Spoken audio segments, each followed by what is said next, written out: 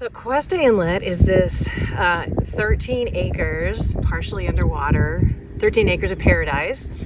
During times of medium and high tide, it's a beautiful area filled with seawater and a great access for people to walk and to hike and to birdwatch and to keep their dogs and to launch their kayaks. And so it's kind of a de facto kayak launching spot for, I think, probably 500 or so kayaks at this point. But it's a beautiful spot.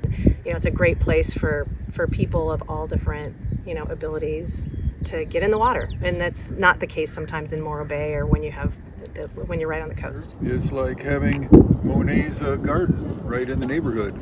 And there's always something to paint. The ocean, the rock, all the kayaks, great colors to be able to paint.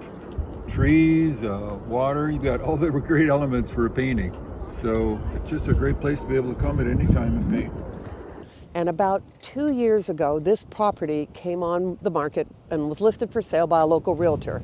And myself and several community members got together and said, we'd really think that the public should buy this. And that's kind of how Save Cuesta Inlet was born. Sort of on our back patio over a glass of wine thinking something should be done. I really didn't even realize that Cuesta Inlet was privately owned. I think everyone in Los Osos kind of just took it for granted that it was just open property. They have come up with standards as to how much parkland per population that we have. And Los Osos has got significantly less than average. They're certainly less than standard. They've got the one community park, and that's pretty much it. This has become an unofficial park for us, if you will. The other thing that's really unique about this property is we are in the path of a wildlife corridor. We have deer, we have mountain lion, we have had a bear, and then we have a host of smaller animals, bobcats. All of those pass through Los Osos and connect to the green space on either side of us. So we're hoping again to find something that can work for the community and for the people and for the animals and the plant life and everything else. I've yet to find anyone who has said, don't do it.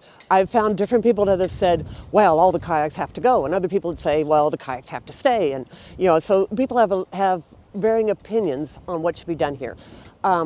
But everybody is very positive for it and really wants to see this go from private ownership into public ownership. People come up and say, my fiance proposed to me at Cuesta Inlet, or we got married at Cuesta Inlet. There's all sorts of different stories, and the community is I think really passionate about it.